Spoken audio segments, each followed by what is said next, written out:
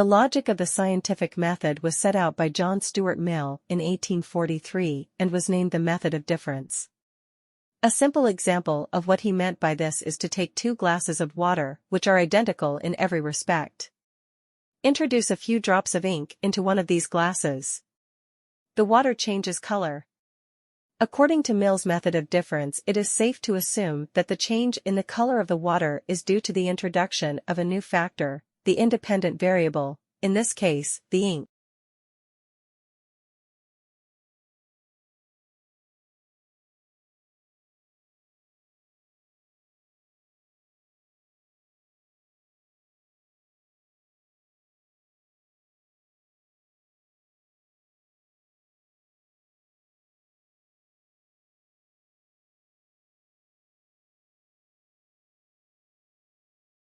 Many people today think of culture in the way that it was thought of in Europe during the 18th and early 19th centuries. This concept of culture reflected inequalities within European societies and their colonies around the world. This understanding of culture equates culture with civilization and contrasts both with nature or non-civilization. According to this understanding of culture, some countries are more civilized than others, and some people are more cultured than others. Anything that doesn't fit into this category is labeled as chaos or anarchy.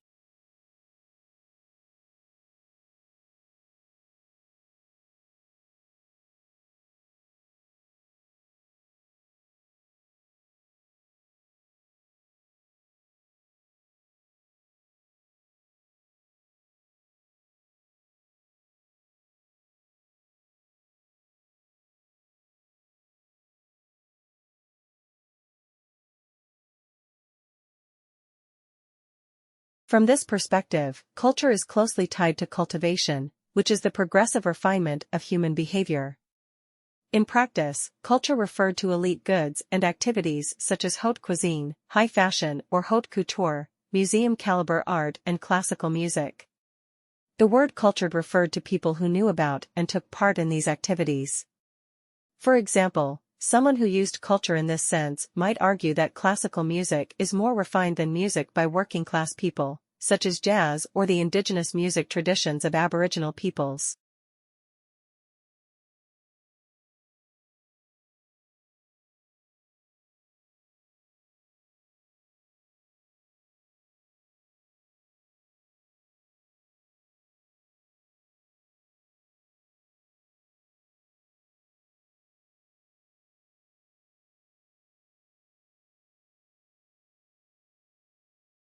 Finnish researchers have installed the world's first fully working sand battery, which can store green power for months at a time. The developers say this could solve the problem of year-round supply, a major issue for green energy. Using low-grade sand, the device is charged up with heat made from cheap electricity from solar or wind. The sand stores the heat at around 500 C, which can then warm homes in winter when energy is more expensive.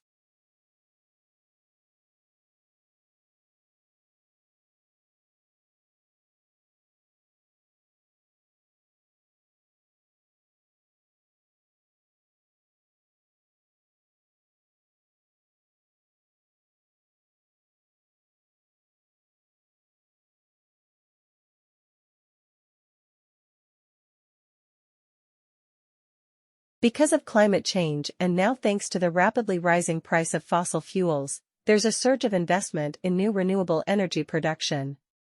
But while new solar panels and wind turbines can be quickly added to national grids, these extra sources also present huge challenges.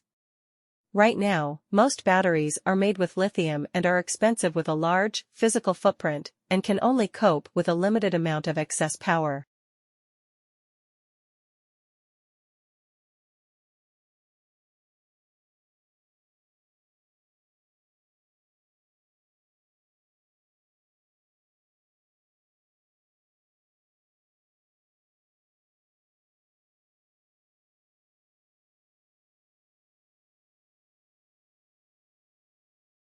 One of the big challenges now is whether the technology can be scaled up to really make a difference, and will the developers be able to use it to get electricity out as well as heat? The efficiency falls dramatically when the sand is used to just return power to the electricity grid.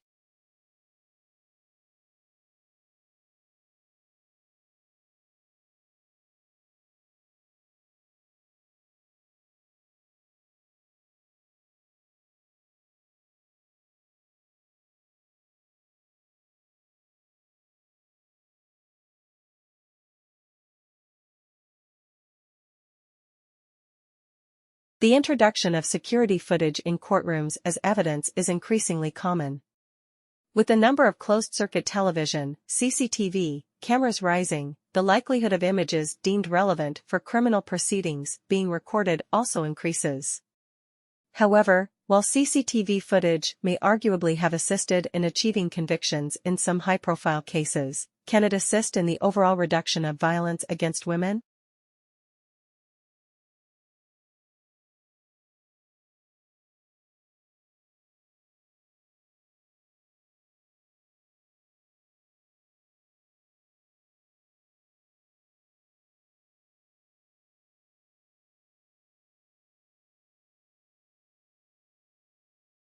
A well-known example in Australia of CCTV helping solve a crime is the footage pulled from a shop on Sydney Road the night Jill Meagher was raped and murdered by Adrian Bailey. This footage was mentioned in his sentencing in 2013. In the same year, Simon Gitney was found guilty of the murder of his partner, Lisa Harnham. CCTV footage, taken from his own security cameras, was again interpreted as key evidence. Beyond the courtroom, news media reports of crime are saturated with the use of CCTV footage. In both contexts, it is often seen to be decisive, an authoritative and objective witness that can tell us.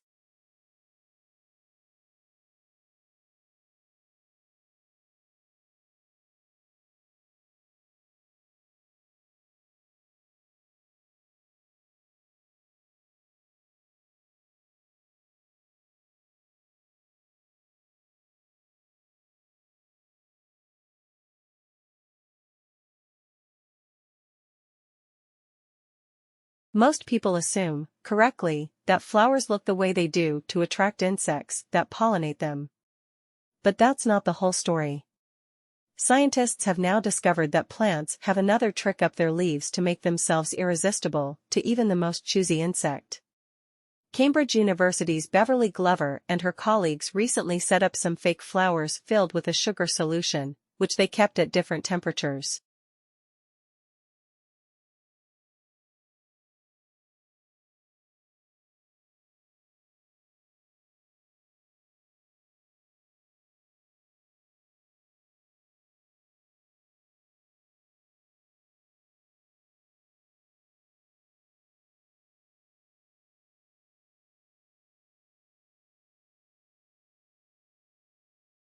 Unleashing a team of bumblebees on their floral offerings, they watched as the insects visited the flowers to drink the surrogate nectar.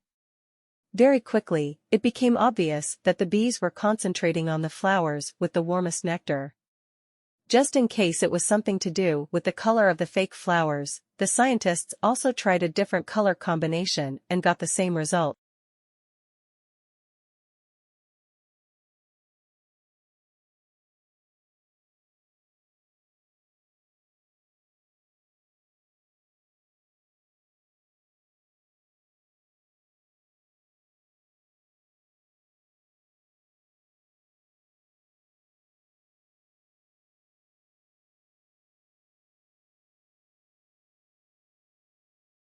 Giant exoplanets, like the so-called hot Jupiters that are similar in characteristics to the solar system's biggest planet and orbit very close to their host stars, are excellent targets for astronomers in their search for their extrasolar worlds.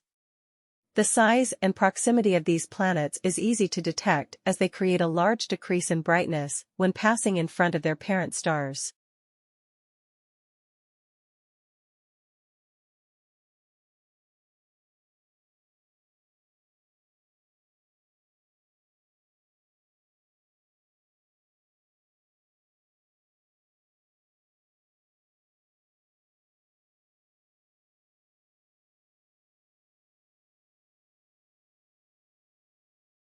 To better understand selfies and how people form their identities online, the researchers combed through 2.5 million selfie posts on Instagram to determine what kinds of identity statements people make by taking and sharing the photos.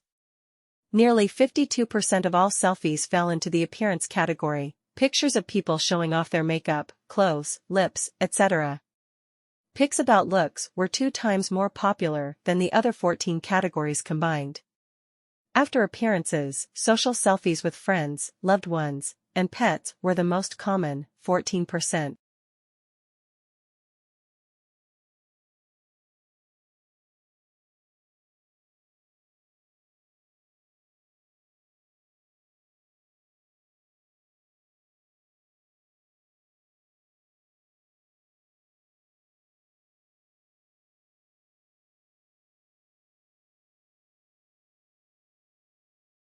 Then came ethnicity pics, 13%, travel, 7%, and health and fitness, 5%.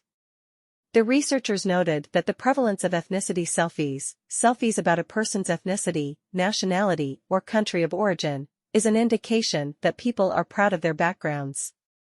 They also found that most selfies are solo pictures, rather than taken with a group. Overall, an overwhelming 57% of selfies on Instagram were posted by the 18 to 35-year-old crowd, something the researchers say isn't too surprising considering the demographics of the social media platform.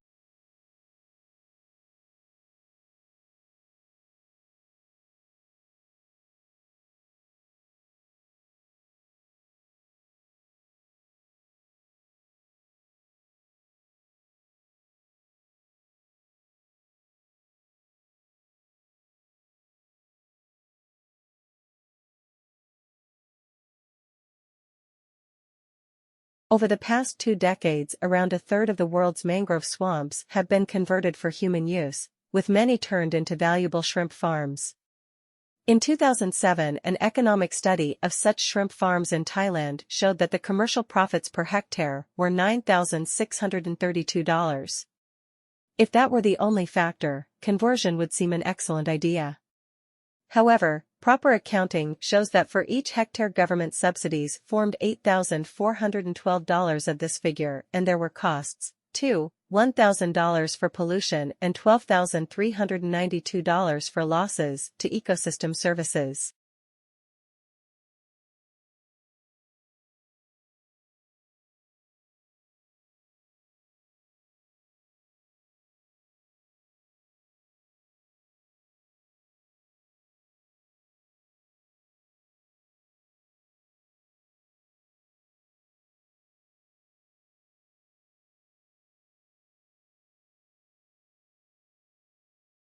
These comprised damage to the supply of foods and medicines that people had taken from the forest, the loss of habitats for fish, and less buffering against storms. And because a given shrimp farm only stays productive for 3 or 4 years, there was the additional cost of restoring them afterwards, if you do so with mangroves themselves, at another $9,318 per hectare. The overall lesson is that what looks beneficial only does so because the profits are retained by the private sector, while the problems are spread out across society at large.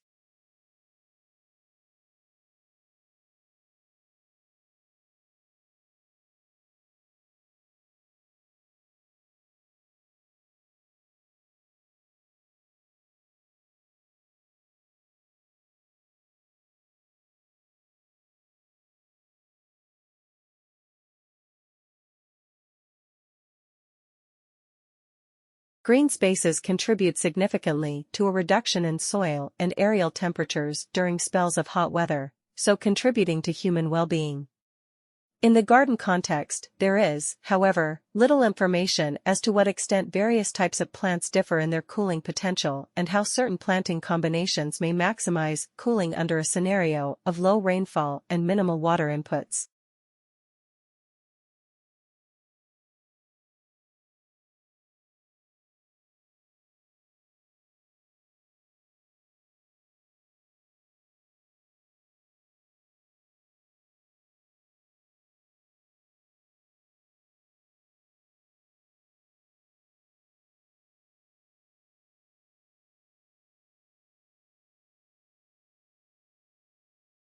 Once an organization has its product to sell, it must then determine the appropriate price to sell it at.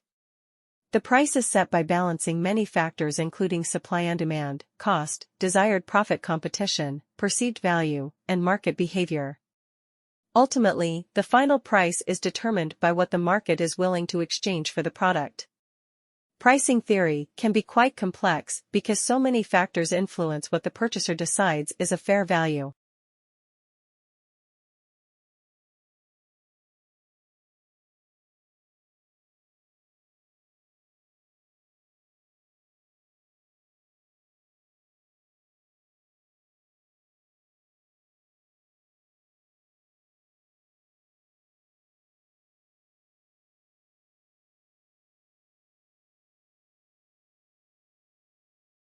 From the earliest civilizations, plants and animals have been portrayed as a means of understanding and recording the potential uses, such as their economic and healing properties. From the first illustrated catalogue of medicinal plants, De Materia Medica by Dioscorides, in the 1st century through to the late 14th century, the illustration of plants and animals changed very little. Woodcuts in instructional manuals and herbals were often repeatedly copied over the centuries.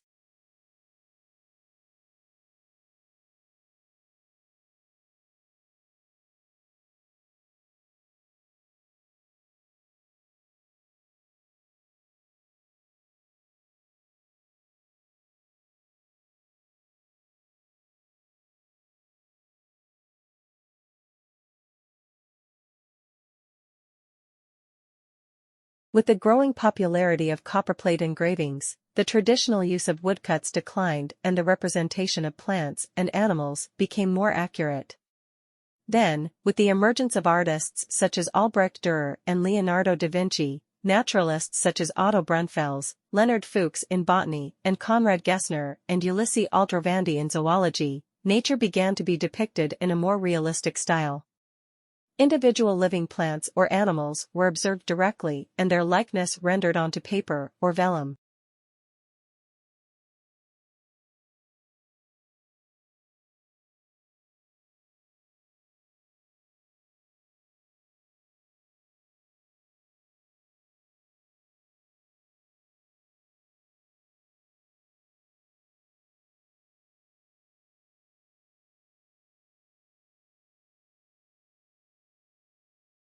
The practice of giving storms personal names appears to have originated with Clement Wragge, an Australian meteorologist who in the 1890s entertained himself by naming storms after women, mythical figures, and politicians that he didn't like.